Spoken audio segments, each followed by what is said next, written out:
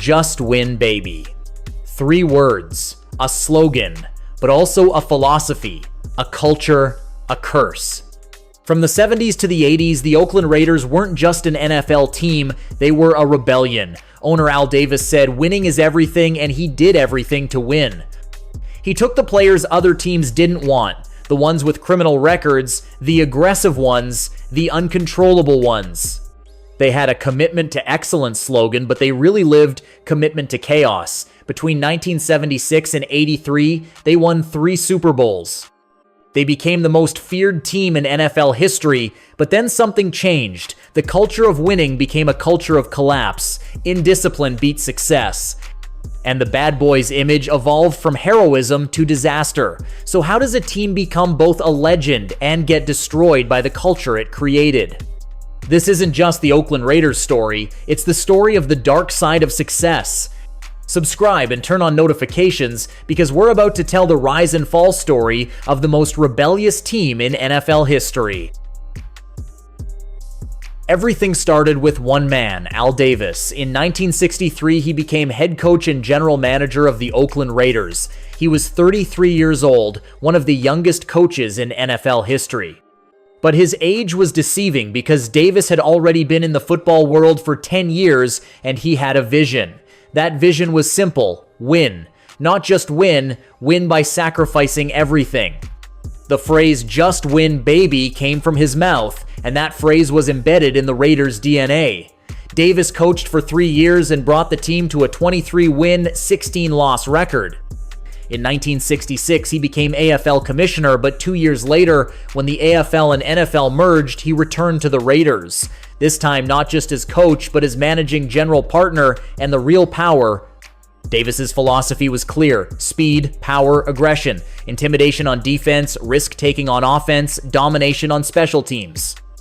But most importantly, not just beating opponents, but breaking them. Raiders games weren't just football, they were psychological warfare. Davis would tell his players, intimidate them, dominate them, destroy them. And the players took it seriously because Davis gave them something else: freedom. While other teams bound players to strict rules, Davis set only one rule: win. Win however you can. Do whatever you want off the field, just win on Sunday, and I'm happy.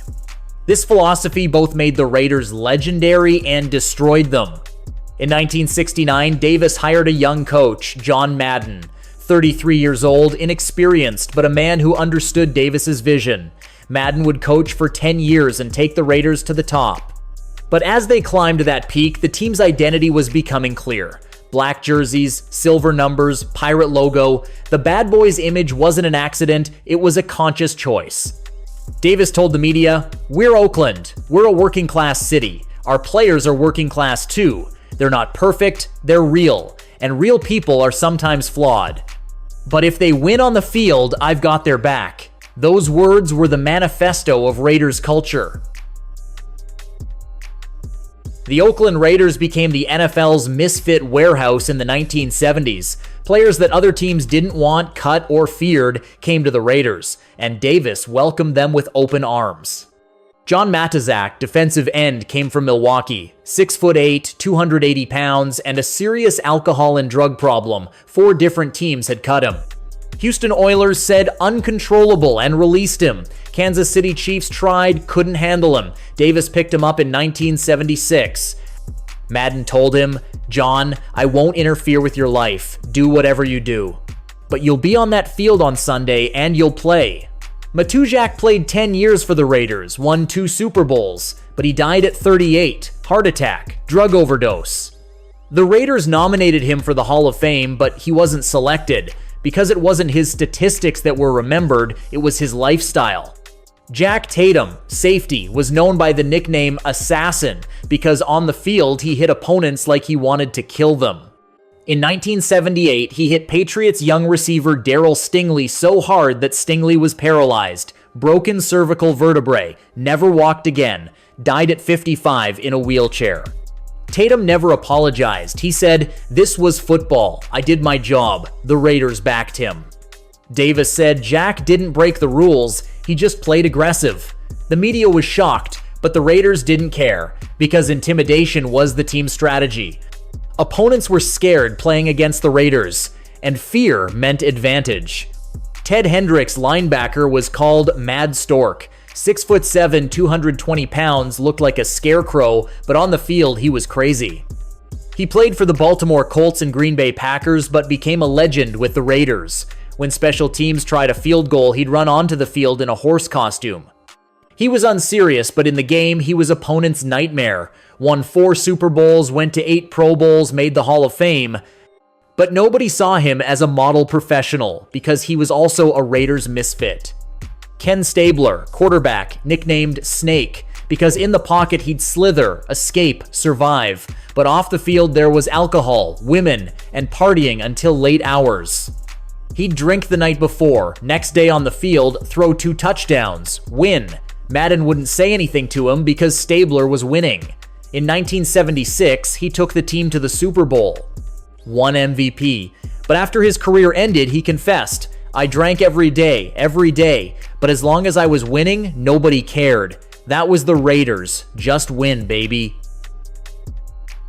The 1976 season was a turning point for the Raiders. They finished the season 13 wins, 1 loss. They were the best team in the NFL. Under Madden's coaching, the defense was devastating, the offense risky but effective. In the playoffs, they beat the New England Patriots 24-13, passed the Pittsburgh Steelers 24-7, and in Super Bowl 11, they played against the Minnesota Vikings. Rose Bowl, Pasadena, 68,000 fans. The Raiders won 32-14. Stabler threw 1 touchdown pass, Clarence Davis ran. The defense crushed Vikings legendary quarterback Fran Tarkenton with pressure. When the game ended, the Raiders were celebrating on the field while Davis sat in the stands. He was smiling but not talking, because for him, this was just the beginning. That championship solidified the Raiders' identity. Now they weren't just bad boys, they were champion bad boys. The media didn't love them but respected them. Opponents hated them but feared them. And the fans? Raiders fans were the most passionate and loyal fans in the NFL. Every game at Oakland Coliseum was sold out. Black jerseys, silver face paint, pirate hats. Raider Nation was born. And that nation wasn't just in Oakland. In Los Angeles, San Francisco, even on the East Coast, there were Raiders fans. Because the Raiders weren't a team, they were a movement, an identity, a rebellion. But behind that success, there were cracks. Because Davis's just win baby philosophy required a price. Players were leaving everything on the field, but off the field, they were becoming uncontrollable. Fights, alcohol, drugs, gambling. Madden knew but couldn't intervene. Because Davis hadn't told him, manage their lives. Davis had said, make them win. And Madden was making them win. In the 1977 season, the Raiders went 11-5 but were eliminated in the playoffs. In the 81 season, they went to the Super Bowl but lost to the Philadelphia Eagles. But in 1983, everything would change. September 10, 1978. Oakland Raiders were playing against the San Diego Chargers. Final 10 seconds of the game, Raiders were down 20-14. Ball was on the Raiders' own 10-yard line. They were losing.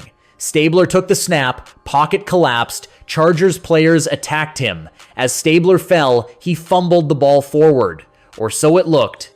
Because Stabler had intentionally thrown it forward. Running back Pete Banaszak saw the ball, kicked it with his foot. Tight end Dave Casper kicked the ball again. Ball rolled into the end zone. Casper jumped on it. Referees called touchdown. Raiders won. The stadium erupted. Chargers coach Don Coryell ran onto the field in a rage. This doesn't count. This is illegal. Intentional fumble. Intentional kick. But the referees insisted on their decision. The rules weren't clear. You couldn't kick the ball forward after a fumble, but in this play, who kicked it, who pushed it, who dropped it wasn't clear. And the referees applied the principle, if it's not forbidden in the rule book, it's legal. Touchdown counted. Raiders won 21-20. But the incident didn't end there. The media screamed scandal. Headlines read, Raiders cheated. NFL Commissioner Pete Rozelle reviewed the situation, watched the footage, talked to the referees. Result, the play is legal but unacceptable. And starting with the 1979 season, NFL rules changed. In the final 2 minutes and on 4th down, a fumble can only be advanced by the player who fumbled it. Other players cannot kick the fumble forward. This rule was called the Holy Roller Rule, and that play remained one of the most controversial plays in NFL history. But the Raiders didn't care because they had won, and that's what just win baby meant. Play on the edge of the rules, find the advantage, win. The 1983 season was the Raiders' last great victory. It was their second year after moving to Los Angeles. The team went 12-4. In the playoffs, they beat the Seattle Seahawks, then the Pittsburgh Steelers again. In Super Bowl 18, they played against the Washington Redskins. Tampa, Florida, 72,000 fans, millions of TV viewers. The Raiders won 38-9, a crushing performance. Quarterback Jim Plunkett threw 2 touchdown passes, running back Marcus Allen ran for 191 yards and won Super Bowl MVP. As Davis lifted the trophy on the field, he said, "We are the best, nobody can stop us."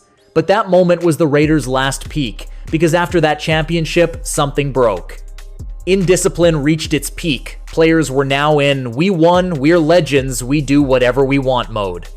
Madden had resigned in '78 for health reasons, and the coaches after him couldn't control the team.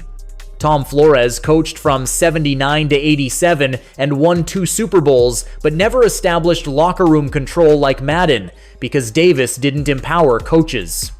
Davis said, "I manage, you coach," and the players knew this. Whatever the coach said, the final word was Davis's. And Davis was still saying, "Just win, baby," but they weren't winning anymore. The 1984 season ended 11-5. 85 was 12-4, but they were eliminated in the playoffs. 86 was 8-8. 87 was 5-10. The slide began. Marcus Allen, MVP of the '83 Super Bowl, fought with Davis because Davis wasn't paying him enough. Allen said, "I carried this team to a championship, but I'm not being respected." Davis said, "You work for me. I don't have to respect you." Allen stayed on the team for 4 more years, but barely played, waited as a backup. And in '93, he transferred to the Kansas City Chiefs. He played there for 6 more years and made the Hall of Fame, but he left the Raiders with hatred. In 1982, the Raiders moved from Oakland to Los Angeles. This move wasn't just a city change, it was a betrayal, a devastation, a trauma. The Oakland Raiders had been that city's team since 1960. A working-class city, a working-class team. Fans didn't just love the Raiders, they saw them as part of their identity. But Al Davis had seen a different vision. Los Angeles was a bigger market, more money, more media attention. In 1980, he couldn't reach an agreement with the Oakland Coliseum owner, Oakland Alameda County. The stadium was old, few luxury boxes, low revenue. Davis wanted stadium renovation. The county said, "No money." Davis said, "Then I'm leaving," and he left. NFL Commissioner Pete Rozelle didn't allow the move because franchise relocation required league approval. Davis didn't care. He made a deal with the Los Angeles Memorial Coliseum and sued the NFL. After a 2-year lawsuit, he won. The court said the NFL is a monopoly and cannot prevent Davis from moving. Davis moved to Los Angeles without saying a word to Oakland. The '82 season started in LA. Oakland fans burned jerseys, hung Trader banners. Some cried because they hadn't just lost a team, they'd lost part of their identity. The first years in LA were successful. In '83, they won the Super Bowl. But LA fans weren't like Oakland fans. The stadium wasn't full. There was no atmosphere. LA was an NFL city, but the Raiders weren't an LA team. Identity crisis began, and throughout the '80s, the Raiders fell both on and off the field. Lawsuits, media scandals, player problems. Davis was aging and losing control. "Just win, baby" was no longer a slogan, it was a memory. In the '90s, the Raiders had turned into a caricature. The bad boys image was no longer cool, it was pathetic. Players were still playing tough, but losing. 1994 season was 9-7, 95 was 8-8, 96 was 7-9. Couldn't even see the playoffs. Fans boycotted, LA stadium games were half empty. And in 95, Davis made a decision. We're going back to Oakland. But this return wasn't a victory, it was a defeat, because LA hadn't wanted them either. Oakland took them back but didn't forgive them. A new stadium deal was made, but the atmosphere wasn't like before, because the betrayal hadn't been forgotten. In the 95 season, they played their first game in Oakland. The stadium was full but silent. In the stands, there were welcome back Traders banners. The Raiders lost. And for the next 10 years, the Raiders remained a mediocre team. Some seasons they made the playoffs, but were never like before. In the 2002 season, they went to Super Bowl 37, but lost to the Tampa Bay Buccaneers 48-21. They were crushed. It was embarrassing. And that game became the symbol of the Raiders' collapse. Al Davis died in 2011 at 82. Heart attack. Before he died, in his last interview, he said, "I did everything right. I said, just win, baby," and we won 3 Super Bowls. But then everyone blamed me. They said I gave my players too much freedom. They said I allowed indiscipline. But I only wanted one thing, to win, and we won. But the truth was more complicated.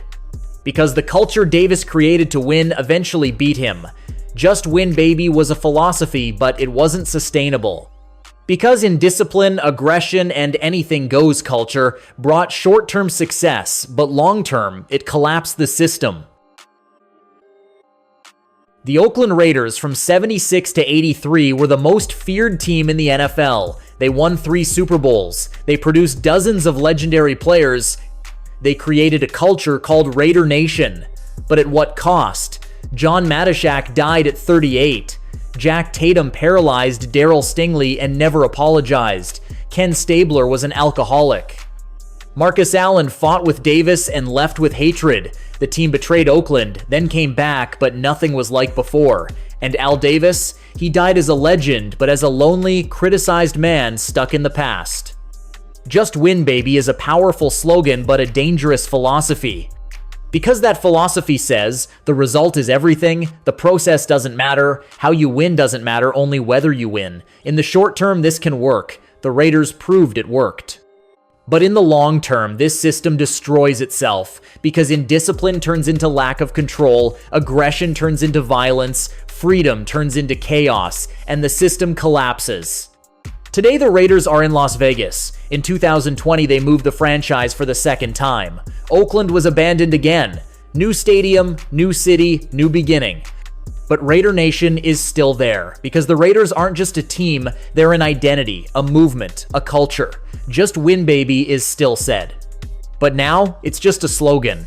Because the philosophy behind that slogan both made the Raiders legendary and destroyed them. And maybe the lesson is, winning matters, but how you win matters more. Because when you create a culture, that culture defines you. And if that culture is built on collapse, you collapse with it. The Oakland Raiders learned that. But too late.